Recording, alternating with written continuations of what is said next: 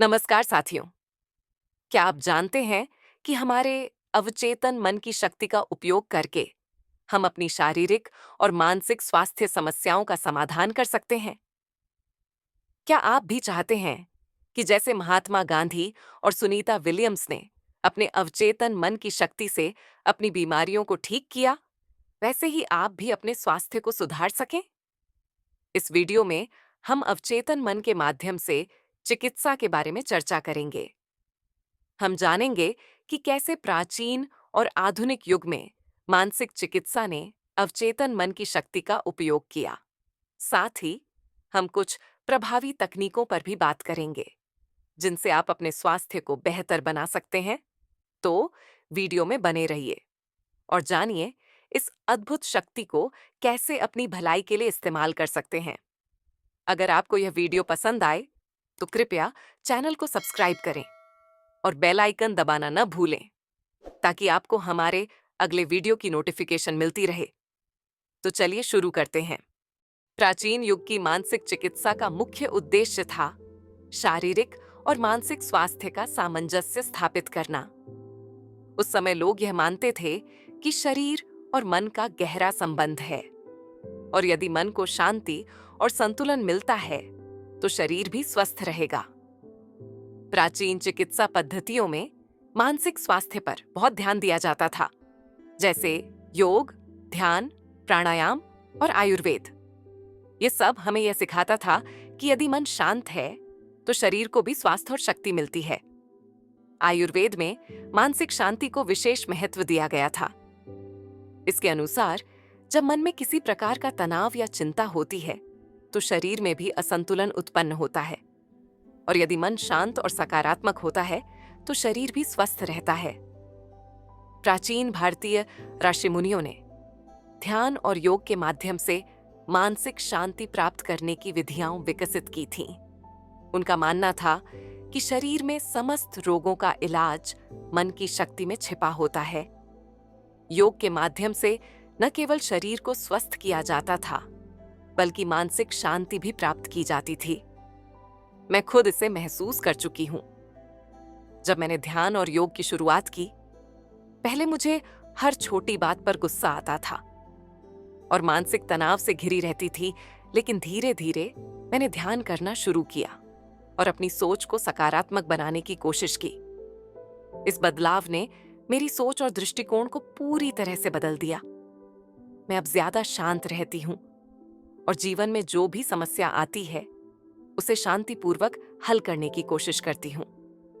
इसी प्रकार प्राचीन युग में लोग अवचेतन मन की शक्ति का उपयोग करके अपने मानसिक और शारीरिक स्वास्थ्य को सुधारते थे।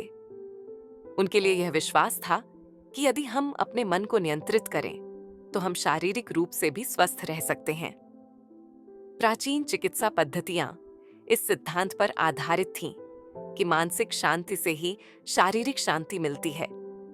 इसीलिए प्राचीन काल में लोग अपने अवचेतन मन का सही उपयोग करके न केवल मानसिक शांति प्राप्त करते थे, बल्कि शारीरिक स्वास्थ्य को भी सुधारते थे। ये सब देखकर मुझे यह समझ में आया कि हम भी अपनी जिंदगी में इसी तरह की मानसिक चिकित्सा का अभ्यास कर सकते हैं। आजकल की भाग-दौड़ भरी जिंदगी में तनाव और चिंता आम है, लेकिन अगर हम प्राचीन युग की मानसिक चिकित्सा से कुछ सीखें, तो हम भी अपने अवचेतन मन की शक्ति का सही उपयोग करके अपनी जिंदगी को बेहतर बना सकते हैं। आधुनिक युग की मानसिक चिकित्सा में अवचेतन मन की शक्ति का उपयोग बहुत ही दिलचस्प और प्रभावी तरीके से किया जा रहा है। जैसे जैसे विज्ञान और तकनीकी प्रगति हुई, वैसे वैसे हमारी मानसिक चिकित्सा की पद्धतियां भी विकसित हुई। अब हम यह समझने लगे हैं कि मानसिक और शारीरिक स्वास्थ्य एक दूसरे से गहरे रूप से जुड़े हुए हैं, और अवचेतन मन की शक्ति का सही उपयोग करके हम अपने जीवन को सकारात्मक दिशा में मोड़ सकते हैं। आधुनिक मानसिक चिकित्सा में मुख्य रूप से मनोविज्ञान और मानसिक स्वास्थ्य से जुड़े वैज्ञानिक दृष्टिकोणों का पालन किया जाता है। ये सिद्धांत अब सिखाते हैं कि अवचेतन मन हमारे शरीर के हर पहलू को नियंत्रित करता है। हमारे विचार, भावनाएं और विश्वास हमारे शारीरिक स्वास्थ्य को प्रभावित करते हैं। यही कारण है कि जब हम मानसिक तनाव, चिंता या डर का सामना करते हैं, तो उसका असर हमारे शरीर पर भी पड़ता है। यही वह समय होता है जब हमें अपनी सोच को बदलने की आवश्यकता होती है, ताकि हम अपने शारीरिक और मानसिक स्वास्थ्य को बेहतर बना सकें। मनोवैज्ञानिकों ने यह सिद्ध किया है कि जब हम अपने अवचेतन मन में सकारात्मक विचारों को इंजेक्ट करते हैं, तो हमारे शारीरिक स्वास्थ्य पर भी उसका सकारात्मक असर पड़ता है।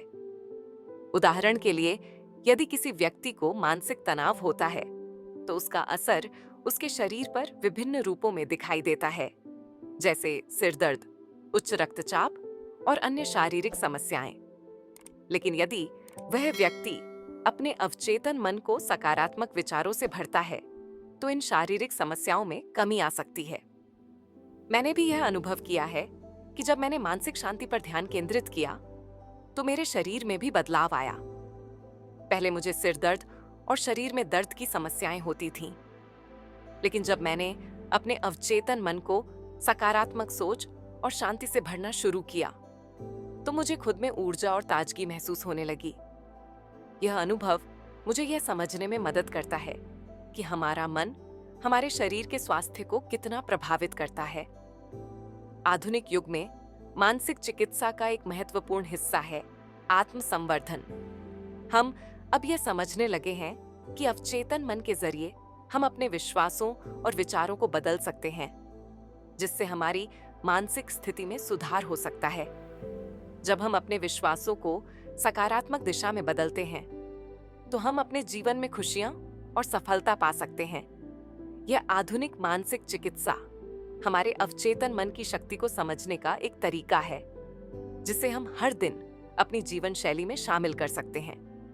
आजकल की दुनिया में जहां तनाव और चिंता आम हो गए हैं, वहां यह मानसिक चिकित्सा हमें सिखाती है कि कैसे हम अपने अवचेतन मन के माध्यम से शारीरिक और मानसिक स्वास्थ्य को संतुलित रख सकते हैं। आधुनिक युग में मानसिक चिकित्सा ने यह साबित कर दिया है कि अवचेतन मन की शक्ति का सही उपयोग करके हम अपने जीवन को बेहतर बना सकते हैं। यह हमें यह सिखाता है कि मन और शरीर दोनों को संतुलित और स्वस्थ रखना जरूरी है, ताकि हम अपने जीवन में खुशहाल और सफल हो सकें। अब हम बात करेंगे मानसिक चिकित्सा के लिए उपयोगी तकनीकों के बारे में। अवचेतन मन की शक्ति का उपयोग करने के लिए कई प्रभावी तकनीकें मौजूद हैं, जिनकी मदद से हम न केवल मानसिक शांति पा सकते हैं, बल्कि शारीरिक स्वास्थ्य में भी सुधार कर सकते हैं। ये तकनीकें हमें अपने जीवन में सकारात्मक बदलाव लाने के लिए मार्गदर्शन करती हैं। सबसे पहली और प्रमुख तकनीक है सकारात्मक आत्म प्रेरणा या अफर्मेशंस। यह एक ऐसी प्रक्रिया है जिसमें हम अपने मन को सकारात्मक विचारों से भरते हैं। जब हम बार बार अपने अवचेतन मन को सकारात्मक शब्दों और विचारों से प्रभावित करते हैं, तो वह धीरे धीरे हमारे मानसिक और शारीरिक स्वास्थ्य पर असर डालने लगता है। उदाहरण के लिए, यदि हम खुद से कहते हैं, मैं स्वस्थ और खुशहाल हूं, तो हमारा अवचेतन मन इसे सच मानने लगता है और हम सचमुच स्वस्थ और खुश रहने लगते हैं। ये तकनीक बेहद प्रभावी है, क्योंकि यह हमारे अवचेतन मन को सकारात्मक दिशा में प्रशिक्षित करती है। मेरे अनुभव से जब मैंने भी इस तकनीक का अभ्यास शुरू किया, तो मेरे अंदर आत्मविश्वास बढ़ा और मेरी मानसिक स्थिति भी मजबूत हुई। पहले मैं किसी भी चुनौती से घबराती थी, लेकिन जब मैंने खुद को हर दिन सकारात्मक बातें कहनी शुरू की, तो मेरा दृष्टिकोण बदल गया। मुझे अब किसी भी समस्या का सामना करते हुए डर नहीं लगता और मुझे लगता है कि मैं उसे हल कर सकती हूँ। यह सकारात्मक आत्म प्रेरणा की ताकत है। दूसरी महत्वपूर्ण तकनीक है विजुअलाइजेशन। इसमें हम अपनी आंखों के सामने उस स्थिति या लक्ष्य को मानसिक रूप से चित्रित करते हैं जिसे हम प्राप्त करना चाहते हैं। जब हम किसी लक्ष्य को पूरी तरह से अपनी मानसिक छवि के रूप में देख पाते हैं, तो हमारा अवचेतन मन उस लक्ष्य को प्राप्त करने के लिए हमसे कदम उठवाता है। उदाहरण के लिए, यदि कोई व्यक्ति अपने करियर में सफलता प्राप्त करना चाहता है, तो वह अपने मन में यह चित्रित कर सकता है कि वह अपने इच्छित पद पर बैठा है, उसे एक अच्छा वेतन मिल रहा है और वह खुश है। यह मानसिक चित्रण अवचेतन मन को उस लक्ष्य को प्राप्त करने के लिए प्रेरित करता है। मैंने भी विजुअलाइजेशन का इस्तेमाल किया और मुझे यह देखकर बहुत अच्छा लगा कि मेरा अवचेतन मन मेरी मदद करने लगा। जब मैंने अपने जीवन के उद्देश्यों को स्पष्ट रूप से चित्रित किया, तो मुझे महसूस हुआ कि मैं उन उद्देश्यों को वास्तविकता में बदलने की दिशा में कदम बढ़ा रही हूं। यह तकनीक मुझे मेरे जीवन को दिशा देने में बहुत मददगार साबित हुई। इसके अलावा तीसरी तकनीक है ध्यान, मेडिटेशन। ध्यान का अभ्यास करके हम अपने मन को शांत कर सकते हैं और मानसिक स्पष्टता प्राप्त कर सकते हैं। जब हमारा मन शांत होता है तो हम अपने विचारों को नियंत्रित करने में सक्षम होते हैं और अवचेतन मन को सकारात्मक रूप से प्रभावित कर सकते हैं। ध्यान के दौरान हम अपने शरीर और मन को विश्राम की स्थिति में लाते हैं, जिससे मानसिक थकान कम होती है और शांति की अनुभूति होती है। यह तकनीक अवचेतन मन को शांति और संतुलन देने में मदद करती है। मैंने ध्यान की शुरुआत अपने जीवन में बहुत ही समय पहले की थी और यह मेरी मानसिक स्थिति को बदलने के लिए सबसे प्रभावी साधन साबित हुआ। जब भी मुझे मानसिक तनाव महसूस होता है या मैं थक जाती हूँ, तो मैं कुछ समय के लिए ध्यान लगाती हूँ और फिर मुझे तुरंत राहत मिलती है। ध्यान मेरे अवचेतन मन को शांति और स्फूर्ति प्रदान करता है, जिससे मैं अपनी रोजमर्रा की समस्याओं को आसानी से हल कर पाती हूँ। अंत में एक और तकनीक है नकारात्मक विचारों से बचने की कला। यह तकनीक हमें यह सिखाती है कि हमें अपने विचारों को सकारात्मक दिशा में बदलना चाहिए और नकारात्मकता से दूर रहना चाहिए। जब हम नकारात्मक विचारों से खुद को मुक्त करते हैं, तो हमारा अवचेतन मन भी सकारात्मक रूप से काम करने लगता है। इसके लिए हमें खुद से यह कहना चाहिए, मैं हर स्थिति में सकारात्मक सोच रखता हूं। और धीरे धीरे यह आदत हमारे जीवन का हिस्सा बन जाती है। इन तकनीकों का उपयोग करके हम अपने अवचेतन मन की शक्ति का सही दिशा में उपयोग कर सकते हैं। यह हमें मानसिक शांति, आत्मविश्वास और शारीरिक स्वास्थ्य को बेहतर बनाने में मदद करती है। यदि हम इन तकनीकों को अपने जीवन में नियमित रूप से लागू करें, तो हम अपने जीवन में बड़े बदलाव देख सकते हैं। मानसिक चिकित्सा का यही उद्देश्य है, अपने अवचेतन मन को सकारात्मक दिशा में प्रशिक्षित करके जीवन को बेहतर बनाना। अब हम बात करेंगे एक रियल लाइफ उदाहरण की, जिसमें किसी ने अवचेतन मन की शक्ति से अपने स्वास्थ्य में बड़ा सुधार किया। यह कहानी है एक आम व्यक्ति की, जिसका नाम राहुल है और वह मुंबई के एक छोटे से इलाके का रहने वाला था। राहुल हमेशा से एक उत्साही व्यक्ति था, लेकिन एक समय ऐसा आया जब उसे अपने स्वास्थ्य से संबंधित गंभीर समस्या का सामना करना पड़ा। राहुल को कई महीनों से लगातार सिर दर्द और थकान की समस्या हो रही थी और वह दिन ब दिन कमजोर होता जा रहा था। उसने डॉक्टर से सलाह ली और डॉक्टर ने उसे आराम करने और दवाइयां लेने का सुझाव दिया, लेकिन समस्या में कोई खास सुधार नहीं हुआ। राहुल को महसूस हुआ कि कुछ गड़बड़ है और उसकी समस्या सिर्फ शारीरिक नहीं बल्कि मानसिक भी हो सकती है। यही सोचकर उसने अवचेतन मन के बारे में पढ़ने का निर्णय लिया। राहुल ने the power of your subconscious mind किताब पढ़ना शुरू किया और उसमें दी गई सलाहों को अपनी जिंदगी में लागू किया। उसने सकारात्मक आत्म प्रेरणा और विजुअलाइजेशन की तकनीकें अपनाई। हर दिन वह खुद से कहता, मैं स्वस्थ हूं, और सोने से पहले कल्पना करता कि उसका शरीर पूरी तरह से स्वस्थ और ऊर्जावान है। इसके अलावा उसने ध्यान और शांति के उपाय भी अपनाए। 2 महीने बाद राहुल ने महसूस किया कि सिर दर्द और थकान पूरी तरह से गायब हो गए थे।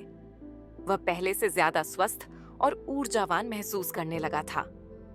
उसकी यह कहानी यह साबित करती है कि अवचेतन मन की शक्ति का सही उपयोग कर हम अपनी शारीरिक और मानसिक समस्याओं का समाधान कर सकते हैं।